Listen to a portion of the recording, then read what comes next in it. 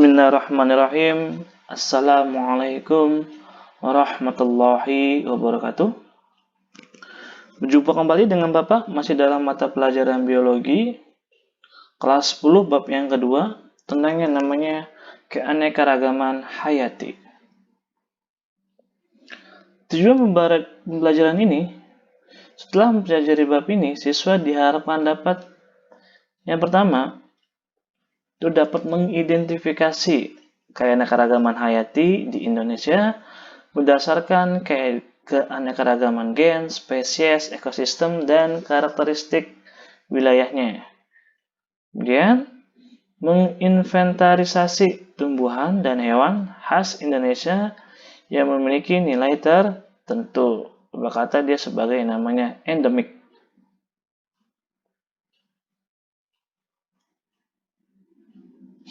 Kemudian, mengidentifikasi upaya-upaya melestarikan keanekaragaman hayati di Indonesia. Dan selanjutnya, menjalankan cara memberi nama spesies dengan prinsip binomial nomenklatur. Contohnya itu adalah dari sistem kingdom. Ada kingdom, divisi, spesies, varium, dan lain sebagainya. Dan selanjutnya, itu mengidentifikasi contoh tumbuhan atau hewan di sekitar dengan kunci determinasi sederhana. Dari mana nih? Atau berkata dia nama ilmiah.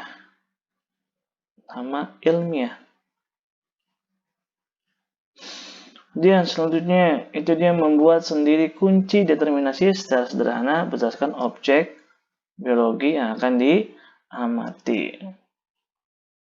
Baik, selanjutnya adalah peta konsep, di mana peta konsep ini keanekaragaman hayati berdasarkan tingkat keanekaragaman hayati, kemudian persebaran, ancaman dari tangan-tangan yang, kemudian pelestarian keanekaragaman hayati dan manfaat dari keanekaragaman hayati. Baik, pengertian dari keanekaragaman hayati adalah keanekaragaman pada makhluk hidup yang menunjukkan adanya variasi bentuk, penampilan, ukuran, serta ciri lainnya. Keanekaragaman hayati disebut juga istilah yang dengan namanya biodiversitas, di mana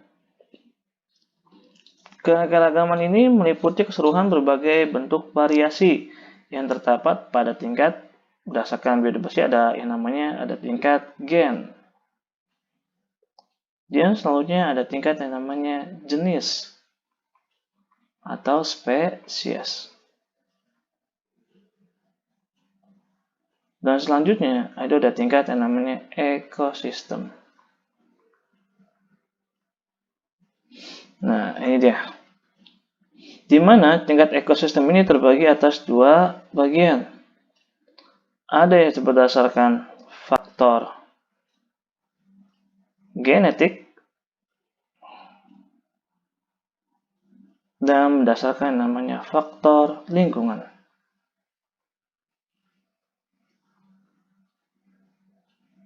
Nah, faktor lingkungan ada faktor genetik. Ini berdasarkan ekosistem. Baik, selanjutnya. Di sini, berbagai tingkat keanekaragaman hayati yang pertama itu ada gen. Kita tahu gen itu apa? Ya, gen adalah substansi kimia sebagai faktor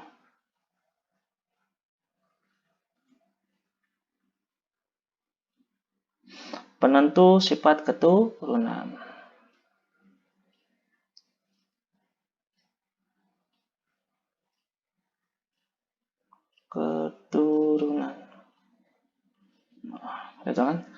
Gen adalah substansi kimia sebagai faktor penentu keturunan, di mana keanekaragaman gen ini menyebabkan variasi antar individu sejenis itu ada pada istilah yang namanya lokus kromosom. Terjadi ya, di lokus kromosom. dan terdapat pada inti sel. Nah, di mana inti sel ini terdiri atas yang namanya DNA atau RNA. Nah, contoh tingkat keanekaragaman gen itu terdapat pada yang namanya ini deh, variasi warna kucing. Nah, warna kucing nih atau rambut kucing. Ada yang warna putih, belang, dan ini berlainan. Di mana contohnya juga variasi bunga krisan. Ada yang warna putih, ada yang warna kuning. Di mana dua variasi yang berbeda ini menyebabkan yang namanya suatu istilah yang namanya genotip. Dan istilah lain namanya fenotip. Apa itu genotip? Genotip adalah penurunan sifat. Kemudian kalau fenotip adalah penampakan dari luar.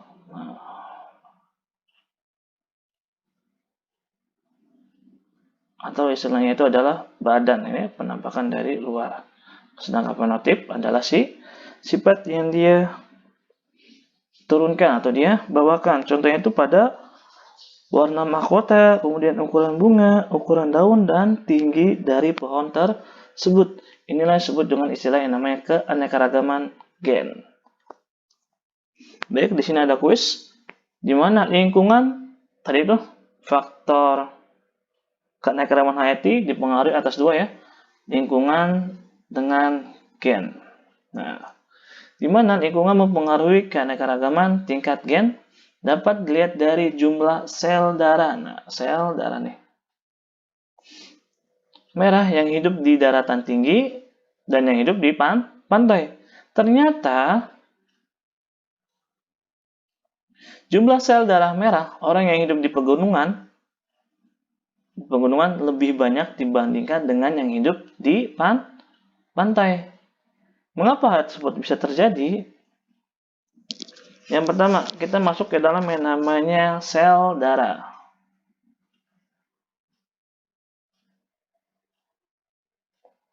Sel darah atau disebut juga yang namanya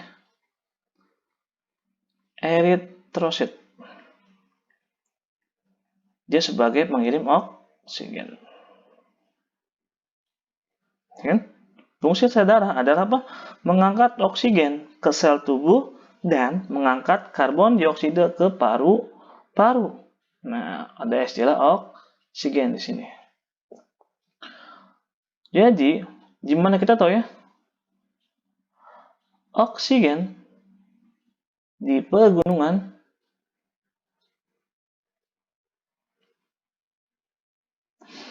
itu lebih sedikit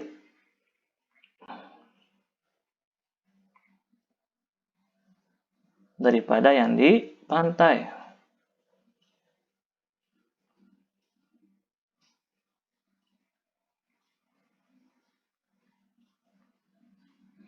Kemudian, oleh karena itulah, untuk memenuhi kebutuhan oksigen,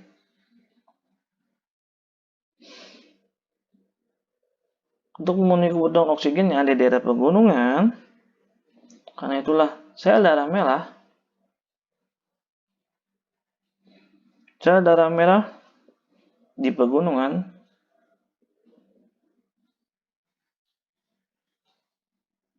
pasti lebih banyak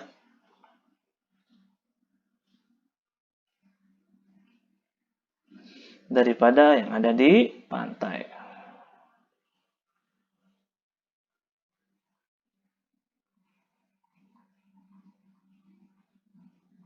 Nah, ini dia bisa menjawab nih. Mengapa tersebut bisa jadi? Karena sel darah merah di daerah pegunungan pasti lebih banyak daripada yang ada di pantai. Karena itulah yang tinggal di daerah pegunungan itu pasti memiliki sel darah merah lebih banyak. Kenapa? Karena untuk ini nih membutuhkan oksigen. Sedangkan di daerah pegunungan oksigennya lebih sedikit. Karena itu dia memproses namanya sel darah merah lebih banyak dibandingkan yang ada di pantai. Kemudian hanya sekedar informasi aja ya. Oksigen itu di dalam tubuh kita kadarnya berapa maksimal dengan menggunakan yang namanya alat SpO2. Itu kadarnya maksimal 90 sampai 98%. Nah, ini sangat biasa lagi trending ya kan. SpO2 itu biasa juga barangnya juga sangat mahal. Ada juga pada saat kalian menggunakan namanya jam smartwatch. Oke, seperti itu. Baik, selanjutnya kita masuk ke dalam yang namanya keanekaragaman spesies atau jenis. Di mana keanekaragaman spesies ini menyebabkan variasi jenis. Sebagai individu yang mempunyai persamaan morfologi, nah spesies ini adalah yang pertama, itu berdasarkan yang namanya morfologi. Kemudian anatomi. Dan selanjutnya adalah untuk melakukan perkembangbiakan. Biak. Sehingga menghasilkan keturunan atau melanjutkan generasi yang selanjutnya. Contohnya itu pada pohon kelapa di pantai itu akan sama atau jenisnya sama dengan pohon nipah yang ada di air payau. Kemudian pohon kurma itu yang ada di padang pasir. Pohon kelapa, pohon kurma, dan pohon nipah itu sama satu spesies atau satu jenis. Contohnya lagi apa, Pak? Kacangan. Ada kacang polong, kacang kedelai, kacang tanah, dan lain sebagainya. Itu contoh dari keanekaragaman spesies. Baik, selanjutnya tentang keanekaragaman ekosistem. Kita tahu ya, ekosistem adalah hubungan timbal balik antara makhluk hidup dengan makhluk hidup dan antara makhluk hidup dengan unsur abiotik yang ada di dalam ekosistem. Contohnya itu padang pasir, lumut, pantai, dan hutan hujan tropis. Itu contoh dari keanekaragaman. Baik, selanjutnya kita masuk ke dalam yang namanya ekosistem perairan. Di mana ekosistem perairan ini hampir 80-90% makhluk hidup itu membutuhkan air, habitatnya di dalam air. Apa aja sih Pak makhluk hidup yang ada di dalam air? Yang pertama, itu ada yang namanya plankton. Apa itu plankton? Plankton adalah berupa contohnya fitoplankton dan zooplankton. Contohnya itu ganggang dan protozoa. Kemudian yang kedua, itu ada yang namanya nekton. Nekton adalah organisme yang dapat bergerak aktif. Contohnya itu ikan dan katak. Yang ketiga, itu adanya neuston. Apa itu neuston? Neuston adalah organisme yang mengapung di atas air atau di permukaan air. Contohnya itu teratai. Kemudian serangga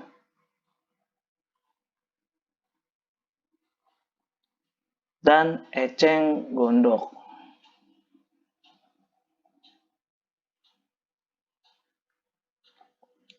Selanjutnya yang nomor 3, yang nomor 4, itu ada yang namanya bentos. Dan yang kelima, itu ada yang namanya ferrifiton.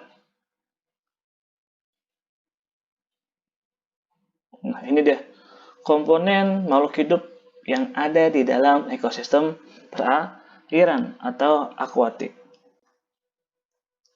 Baik, selanjutnya kita masuk ke dalam yang namanya ekosistem daratan. Di mana ekosistem yang daratan ini ialah ekosistem yang lingkungan fisiknya berupa daratan. Ekosistem darat meliputi area yang sangat luas disebut dengan nama istilah bioma. Tipe bioma sangat dipengaruhi oleh iklim, sedangkan iklim dipengaruhi oleh letak geografis, garis lintang, dan ketinggian tempat dari permukaan air laut. Yang pertama, itu ada yang namanya hutan hujan tropis. Terdapat di Malaysia, Indonesia, Thailand, Amerika Selatan. Ciri-cirinya, dia mempunyai curah hujan yang sangat tinggi, kemudian suhu temperaturnya 20-30 derajat Celcius, di mana setiap tahunnya dia memiliki curah hujan yang sangat tinggi. Ini contoh dari hutan hujan tropis. Selanjutnya, itu bioma gurun, di mana ciri-cirinya adalah terdapat memiliki cuaca yang sangat ekstrim, perbedaan suhunya antara siang dan malam sangat besar. Kemudian terdapat pada yang namanya daerah Arab Saudi, Qatar, Kuwait, dan lain sebagainya. Di mana di dalam bioma gurun ini, tumbuhan yang terdapat hanya kaktus, ular, kadal, dan kalajengking. Selanjutnya, itu bioma padang rumput. Bioma padang rumput ini terdapat di Absel, Afrika Selatan, dan lain sebagainya. Dari Afrika benua Afrika, di mana dia mempunyai curah hujan yang tidak stabil, ya kan? Kadang setahun sekali hujannya. Kemudian dia tumbuhan yang ada di padang rumput tergantung pada tingkat kelembapan yang dia miliki. Gitu ya. Kemudian di sini flora dan faunanya singa, zebra, bison, gajah, dan gagak. Nah, inilah bioma padang rumput. Selanjutnya, bioma hutan gugur. Nah, bisa dilihat sendiri ya di gambar ini, di mana terjadi pada yang mengalami 4 musim. Nah, musim apa aja, Pak? Yang pertama dia musim dingin. Kemudian semi. Kemudian panas. Dan gugur. Nah, ini dia. Di mana bioma hutan gugur ini dia dapat pada suatu negara memiliki 4 musim. Aneka hewan yang dimiliki pada saat bioma hutan gugur adalah rusa, beruang, rubah, dan akun. Ya, baik, selanjutnya kita masuk ke dalam keanekaragaman hayati berdasarkan karakteristik wilayah atau sebut juga istilah yang namanya endemik.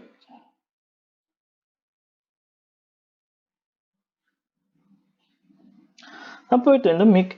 Endemik adalah spesies lokal yang unik dan hanya ada pada daerah tertentu dan tidak ditemukan di daerah yang lain.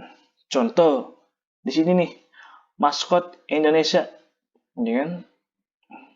Komodo hanya terdapat di Pulau Komodo, dan juga burung cendrawasih yang di dekat Papua, anoa Sulawesi, dan ini dia bungka bangkai atau Rapesia arnoldii terdapat pada di Pulau Sumatera. Inilah dia karakteristik wilayah atau disebut juga dengan flora endemik yang hanya terdapat di daerah Kesatuan Republik Indonesia.